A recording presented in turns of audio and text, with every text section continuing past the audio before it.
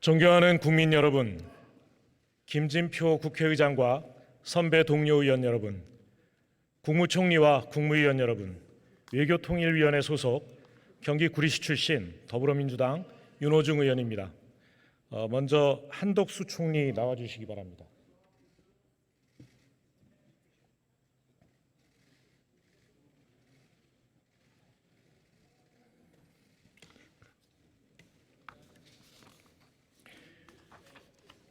네, 지난달 윤석열 정부가 취임 1년이 지났죠.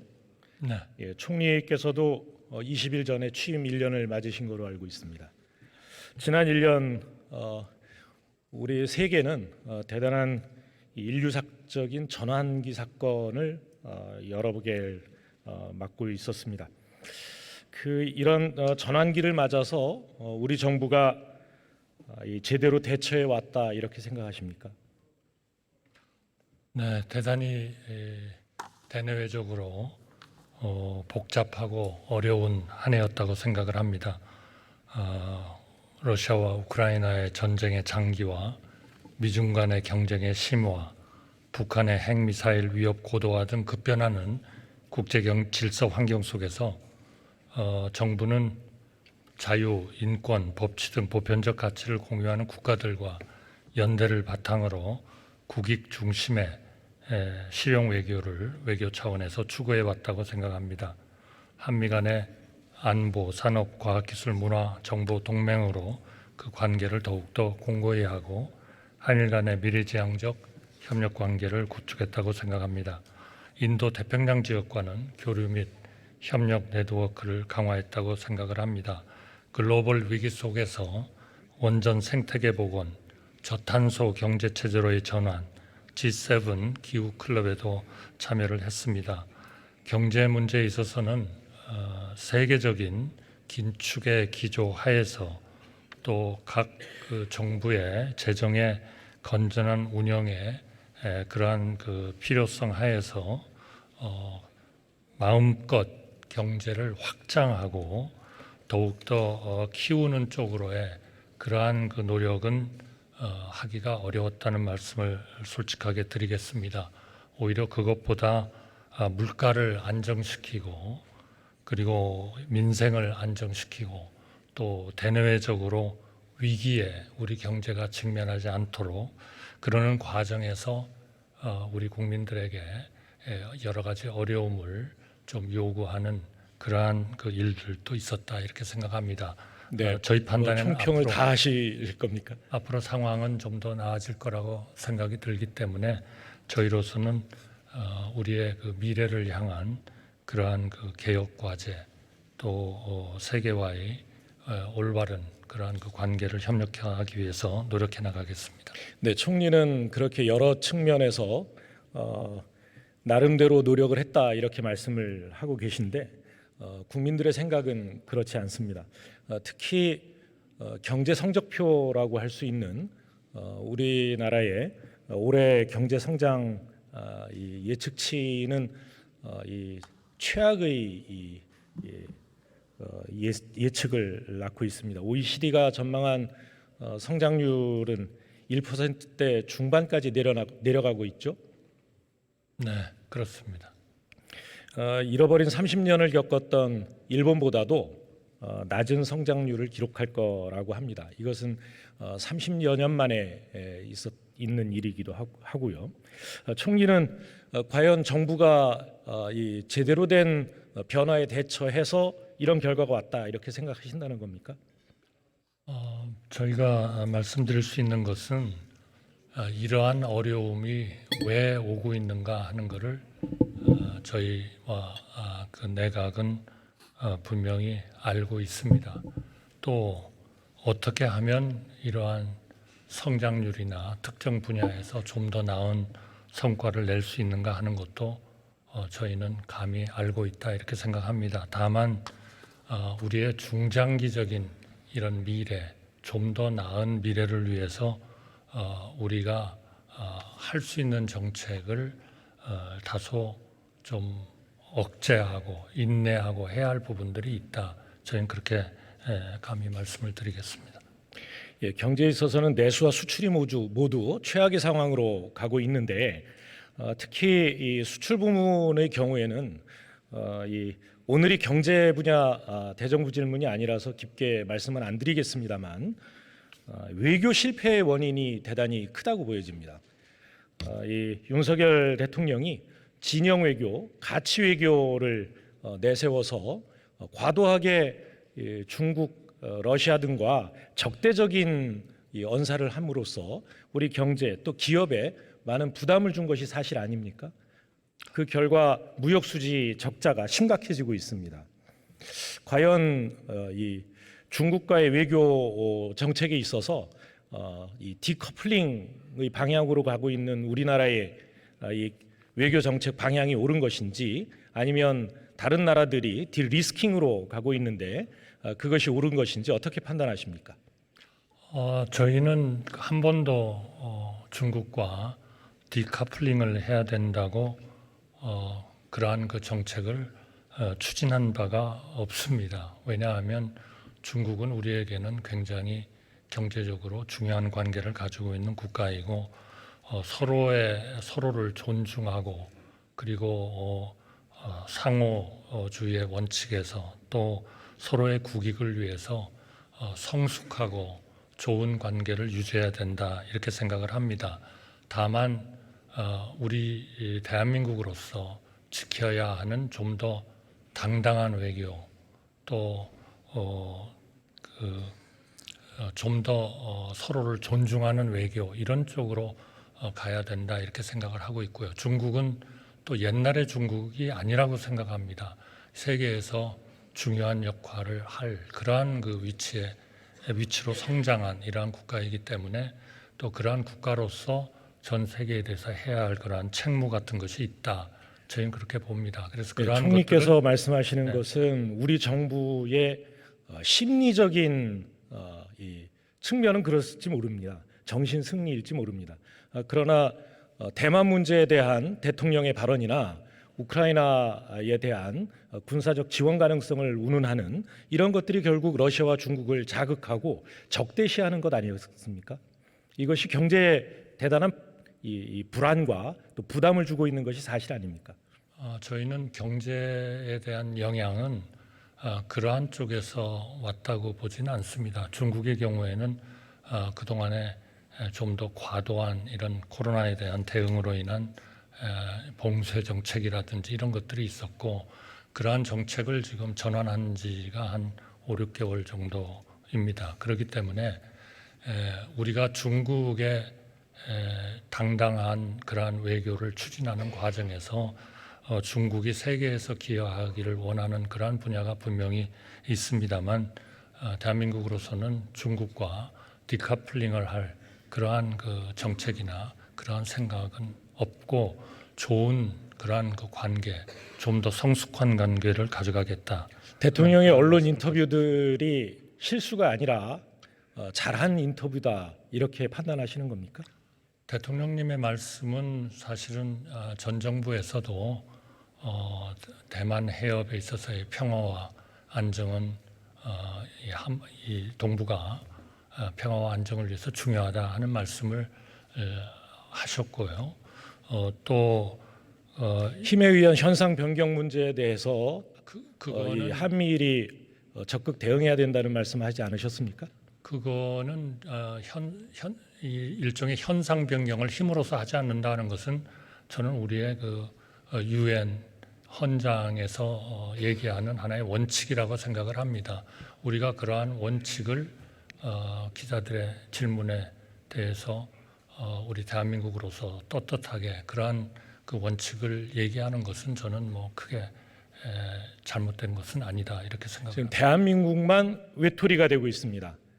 미국, EU도 중국에 대해서 그 딜리스킹으로 관계 조정을 하겠다 이렇게 하고 있는데 우리 대한민국만 이 중국과 대결적인 언사와 대결적인 정책을 쓰고 있다 이렇게 판단이 되어집니다. 총리께 한 말씀 드리고 싶은데요. 우리 대통령만 해도 평생 이 범죄자를 처벌할 것이냐 아니면 봐줄 것이냐 이 양자택일의 선택을 주로 하고 살아오신 분 아닙니까? 이런 경험은 외교나 정치에 잘 안 맞는 것 같습니다. 특히 그 이해 균형을 서로 맞추고 또 대화와 타협으로 양국 관계를 발전시켜야 되는 이런 외교에 있어서 대통령의 경험이 매우 짧습니다. 경험이 많은 또 풍부하신 총리를 모신 데에는 그런 부분에 대한 이 적절한 조언과 역할을 바라셨기 때문일 텐데 총리께서는 과연 제대로 역할을 하고 계신 겁니까? 우선 대통령께서 그런 외교의 범위를 넓히신 것을 보면 취임 후에 나토 회의에 참석을 하셔서 나토의 그런 멤버들과 충분한 그런 교류를 가지고 계시고요. 또 G7에도 참석을 하셨고 또 G20 회의에서는 시진핑 주석과도 양자 회담을 가지셨고 제가 그 APEC 회의에 가서 시진핑 그 주석을 잠깐 뵀을 때에도 대통령과 좋은 대화를 했다 하는 말씀을 저한테 특별히 하시는 걸 들었습니다. 저로서도 우리가 세계 속에서 의 위치를 좀 더 공고히 하고 경제적으로 외교적으로 더 발전하기 위해서 이러한 국가들과 필요한 그러한 그 관계를 유지해야 된다 이렇게 생각을 합니다. 또 그렇게 대통령께서 하시도록 제가 할 수 있는 일이 있으면 하겠습니다. 네, 총리 들어가시고요. 외교장관 나와 주십시오.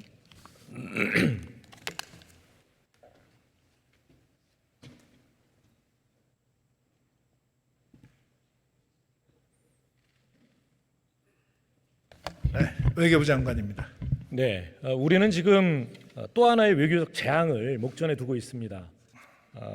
후쿠시마 오염수의 무단 방류입니다. 오늘 일본은 기습적으로 오염수 방류를 위한 시운전에 들어갔습니다. 이 시운전에 대해서 사전 통보 받으셨습니까? 사전 통보 받은 적은 없습니다. 통보도 없이 그냥 한 것입니까? 이렇게 IAEA의 검증 결과가 나오기도 전에 시운전부터 시작했다는 것은 IAEA의 결정과 무관하게 무단 방류를 하겠다라고 하는 의지를 보인 것 아닙니까? 어떻게 평가하십니까? 일본이 이제 자체적으로 오염수 처리에 대해서 그동안에 계획을 세워서 하고 있고 오늘 그 시험한다고 하는 것은 오염수를 방류하는 것이 아니고 그걸 방류할 수 있는 시설을 점검하는 그런 의미가 있습니다. 그래서 오염수의 방류하고는 다른 개념입니다. 실제 방류는 IAEA의 결정 이후에 하겠다 이렇게 밝히고 있습니까? 예, 그렇게 알고 있습니다. 그러면 IAEA에 제출한 일본 정부의 후쿠시마 오염수 검증 자료, 이 자료를 우리 정부는 받아보고 있습니까? IAEA는 저희 그 한국 전문가가 모니터링 팀에 참여하고 있고 또 전문 기관들이 참여하고 있기 때문에 그러한 그 보고 내용, 검증 내용에 대해서는 계속해서 소통을 하고 있습니다. 소통만 하고 있을 뿐이지 실제로 자료를 받고 있지 못합니까? 필요한 정보는 공유하고 있습니다. 그 참여한 전문가는 일종의 비밀 엄수 협약을 맺었다라고 하면서 실제로 이 내용을 밝히고 있지 않습니다. 정부는 무엇을 가지고 이 안전성 여부를 판단하고 있습니까? 그동안에 이제 IAEA가 그 검증을 하면서 시료 채취도 하고 또 일본을 방문해서 실제 그 시설도 점검을 하고 또 여러 전문가들과 함께 그러한 그 오염수 처리의 투명성과 또 과학성, 객관성 이것을 지금 계속 체크를 하고 있는 중입니다. 그래서 우리 그 참여한 전문가도 그와 같은 내용을 같이 공유를 하고 있습니다. 이 후쿠시마 오염수에 대해서 전부 200여 개 핵종 중에 60여 개 핵종만을 여과하고 있다라고 하는 사실 알고 계시죠? 알고 있습니다. 그리고 실제 그 시료 채취에 있어서도 잘 흔들어서 시료를 채취하는 것이 아니라서 실제 방류수와 검증 자료의 시료로 채취된 그 시료와는 다를 수 있다라고 하는 것이 일본 국회에서 밝혀졌는데 여기에 대한 우리 정부의 입장은 뭡니까? 예, 그 말씀하시다시피 오염수를 처리하기 위해서는 이것이 이제 그 균일하게 섞여져야 되고 또 그것을 위해서도 계속 이 분석과 또 검증을 하고 있습니다. 우리 이번에 전문가 현장 시찰단을 파견했지 않았습니까? 5박 6일로 현장에 가서 그 알프스 처리 전과 후에 그와 같은 시설들이 어떻게 가동되고 있는지, 그리고 오염수가 균질되게 섞이고 있는지, 거기에 대한 데이터를, 로 데이터를 확보한 걸로 알고 있습니다. 그러니까 우리 정부는 IAEA의 결정에 무작정 따라갈 계획입니까? 아닙니다. 거기에 전문가들이 많이 들어가 있기 때문에 우리 입장에서, 우리 전문가 입장에서 또 건의할 내용들은 건의하면서 지금 협의를 진행 중입니다. 우리 정부의 최종 입장은 언제 결정됩니까? 우리 정부는 계속해서 IAEA와 지금 대화를 하고 있고, 저는 작년에 12월에 IAEA 사무총장을 초청해서 제가 직접 만났습니다. 라파엘 그로시 총장과 만나서 이 문제는 대단히 중요하고 객관적 과학적으로 처리가 돼야 되고 국제법과 국제 기준에 맞추어서 처리돼야 한다는 것을 강조하고, 또 라파엘 그로시 총장도 그 문제에 있어서는 IAEA를 믿어라 이렇게 이야기를 하고 있고, 우리 총리도 지난 5월에 직접 사무총장을 만나서 그러한 이야기를 했습니다. 장관, 지난 5월 29일부터 이틀간 한 태평양 도서국 정상회의가 서울에서 있었죠? 예, 있었습니다. 네, 이 정상회의에서는 후쿠시마 오염수 방류에 대한 이 참여국 간의 공조 입장을 선언문에 담았는데, 네. 이 선언문 내용은 어떻게 이행할 계획입니까? 네, 이번 공동선언에서는 해양 수역과 자원을 보호하고 보존하기 위해서 국제적인 협의, 그리고 국제법, 독립적이고 검증 가능한 과학적 평가를 보장하는 것이 중요하다, 이런 것이 강조가 됐습니다. 그래서 이와 같은 내용이 우리 대한민국과 태평양 도서국 간에 공유가 됐고, 그것이 또 IAEA와 일본이 오염수를 처리하는 데 있어서 상당히 많은 시사점을 주고 있다고 생각합니다. 태평양 도서국 이외에 중국이라든가 필리핀, 대만, 베트남 이런 다른 태평양 국가들과 이 문제를 협의한 바 있습니까? 우리 정부는 이제 오염수가 아까 말씀드린 대로 안전성이 검증되고 국제법과 국제 기준에 부합하게 처리해야 된다는 입장이기 때문에 이러한 입장을 공유하는 국가나 또는 국제 기구와 필요한 협의를 할 수 있다는 입장입니다. 중국도 이러한 입장을 같이 한다면 필요한 협의를 할 수 있습니다. 지난해 아니군요. 21년 6월에 우리 국회는 여야 합의로 방사능 오염수 해양 방출을 규탄하고 대책을 촉구하는 결의안을 채택한 바 있습니다. 장관도 이 결의안을 공동 발의하셨죠? 저도 발의했습니다. 네. 예, 국회 의결을 지금도 존중합니까? 존중합니다. 그러면 이 장관은 국회의원으로서, 장관 이전에 국회의원으로서 이 후쿠시마 방사능 오염수의 무단 해양 방류를 반대할 의향이 없습니까? 안전한 검증이 이루어지지 않으면 방류하는 것은 반대합니다. 안전한 검증이 이루어지지 않고 있다는 여러 정황들이 나오고 있지 않습니까? 그것은 이제 종합적으로 기준치의 180배에 달하는 세슘이 검출된 세슘 우럭도 나오고 있고, 이런 것 때문에 일본 국내에서도 반대 목소리가 커져가고 있는데, 우리 정부의 입장을 어떻게 결정할 계획입니까? 기본 원칙은 분명합니다.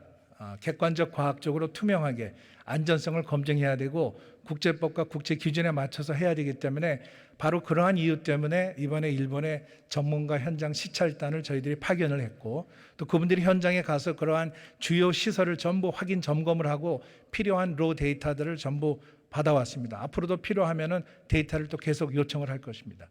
일본 정부는 분명히 검증이 아니다라고 이야기를 했는데 필요한 데이터를 받아오셨다고 지금 말씀하셨어요. 네, 그 시설을 우리 정부가 아까는 제대로 된 자료를 제출받지 않았다라고 말씀하셨는데 왜 이랬다 저랬다 하는 겁니까? 저희가 필요한 자료는 계속해서 받고 있고요. 필요하다고 판단되면 추가적으로도 요청을 지금 하고 있습니다. 시찰단이 갔다 온 이후에도 여러 문제들이 제기되고 있습니다. 아까도 말씀드렸습니다. 우리 대한민국에는 정말 이 국민의 생명을 존중하고 국민을 사랑하는 국무위원 한 명 없는 겁니까? 피지 내무부 장관 일본 방위상 앞에서 일본이 오염수가 안전하다고 말한다면 왜 일본에 두지 않느냐? 이렇게 당당하게 이야기했습니다. 왜 그렇게 당당하게 이야기하는 국무위원 한 명 없는 겁니까? 네, 저희들이 일본의 그 국장급 협의나 또 제가 일본의 외무장관을 만났을 때나 또 우리 대통령께서 일본의 기시다 총리를 만났을 때 한국의 입장을 분명하게 이야기하고 있습니다. 한국의 입장이 국민의 생각- 방류 반대입니까? 국민의 반대 건강과 의사를 분명히 밝혔습니까? 국민의 건강과 안전이 최우선이기 때문에 안전하게 검증되지 않으면 이것을 방류되는 것은 안 된다 이렇게 얘기를 하고 있습니다. 대안이 없는 것이 아닙니다. 얼마든지 지상에 보관할 수 있습니다.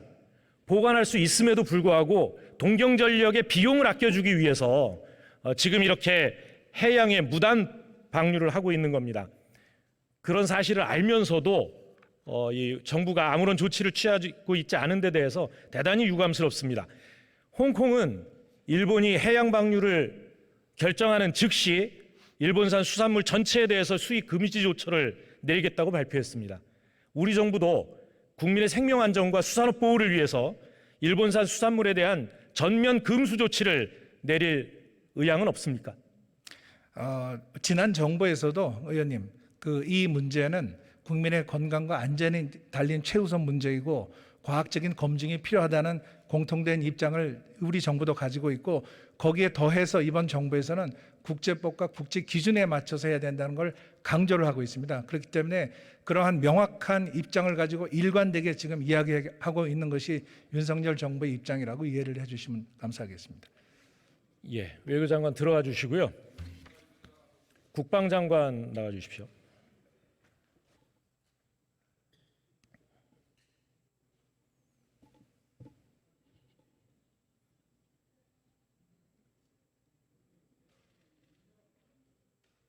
네, 2018년 8월부터 한미일 해군을 비롯해서 8개국 해군이 북한의 핵 확산 방지를 위한 해상 감시 활동을 공동으로 수행해 오고 있죠. 예, 그렇습니다. 네. 그런데 이 작전 와중에 18년 12월 그리고 19년 1월에 걸쳐서 4차례 일본 해상자위대 초계기가 우리 함정에 대한 저공 위협 비행을 한 사실이 있는데 이것은 명백한 이 대북 감시 활동에 대한 방해 행위라고 볼 수 있지 않습니까? 그 문제에 대해서는 우리 한측 입장과 일본의 입장이 서로 상충되고 있는 상황입니다. 우리 정부의 입장을 물어보고 있습니다. 우리 정부 입장은 위협 비행으로 인식을 하고 있는 겁니다. 예. 장관은 대한민국 국방장관입니다. 일본 방위성 대신의 말을 대신하지 말아주시기 바랍니다. 제가 방위 대신 말을 대신한 건 아닙니다. 네, 입장 양쪽을 소개하셨습니다. 그런데 지난 5일 한일 국방장관이 만났죠. 4일 날 만났습니다. 4일입니까? 5일에 이 기자들과 만나서 초계기 사건의 재발 방지 대책을 논의했다 이렇게 밝히셨는데 사실입니까? 예, 그렇습니다. 방위성 대신에게 사과 요구를 한 적이 있습니까? 양국 장관 간에 대화했던 내용을 구체적으로 제가 답변 드리는 것은 적절하지 않고 일본의 사과가 있었습니까? 제가 말씀드리고 싶은 것은 미래지향적으로 해결하자는 입장에 공감을 했고 참 대통령하고 똑같이 재발 방지 대책에 대해서 실무 협의를 해 나가기로 했습니다. 일본 언론에는 어떻게 나오고 있냐면 한국이 이 초계기 위협 비행 사건 이후에 개정했던 일군용기 대응 지침을 철회할 수 있다라고 보도가 되고 있습니다. 사실입니까? 보도 내용 사실이 아닙니다. 이 군용기 대응 지침에 대한 이 재개정 검토한 적이 없다는 이야기입니까? 그 작전 지침 이 부분에 대해서는 저희들이 군사적 보완이 필요한 부분이기 때문에 제가 구체적으로 답변 드리지 않는 것이 맞을 것 같습니다. 국회에서도 답을 못 하시겠다고요? 일본 해상자위대의 초계기가 위협 비행을 하지 않으면 됩니다. 한일 간에 지금 안보 협력을 논의하고 있죠. 예, 그렇습니다. 안보 협력을 논의하는 마당에 이렇게 위협 비행을 하고도 역으로 우리 해군이 레이더 조사를 했다고 왜곡해서 덮어 씌우기를 한 이 사실에 대해서 우리 대한민국 정부가 아무런 사과도 받지 않고 이 재발 방지 논의를 한다는 것, 이것 자체가 문제 아닙니까? 위협병이냐 아니냐 하는 문제하고 레이더 조사를 했느냐 하지 않았느냐 하는 문제가 양측 입장이 상반됩니다. 제가 좀 아까 말씀드렸죠. 예. 양측 입장을 얘기하지 말고 대한민국 국방부의 입장을 말해보세요. 제가 국방부 입장 말씀드릴 수 있는데 제가 국방부 장관으로서 답변 드리는 겁니다. 단지 제가 그 말씀드리는 이유는 잘못하면 왜곡되고 오해될 수 있기 때문에 제가 그렇게 답변을 드리는 겁니다. 예.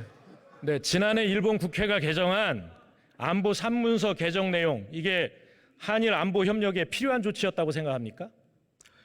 일본이 개정한 것이지 그 문제는 안보 문서에 대해서 한일 간에 협의한 것은 아닙니다. 이해 당사국 간의 협의가 전혀 없었습니까?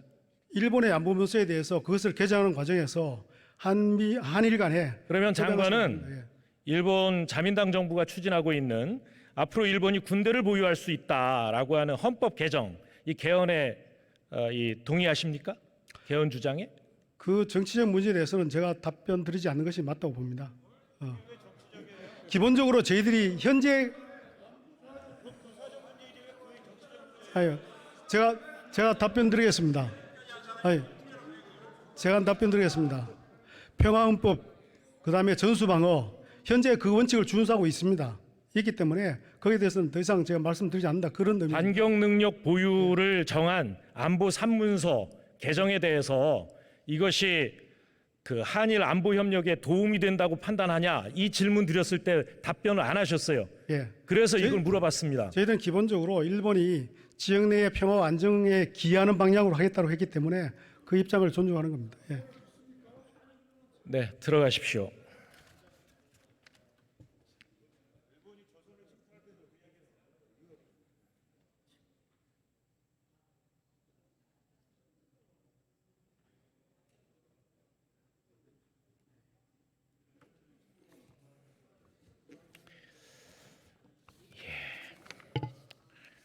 참 존경하는 국민 여러분, 이렇게 우리 국민의 생명과 안보가 걸려 있는 문제에 대해서 우리 정부가 특히 이 대일 외교에 굴욕적인 모습을 보이고 있는 데 대해서 대단히 우려를 하지 않을 수 없습니다. 앞으로 대한민국의 국익을 위해서, 대한민국의 국격을 위해서 대한민국의 외교력이 행사되고 우리 국민의 인권과 존엄이 지켜지는 그런 대외 관계가 이루어지기를 간절히 바랍니다. 이상으로 대정부 질문 마치겠습니다. 경청해 주셔서 감사합니다.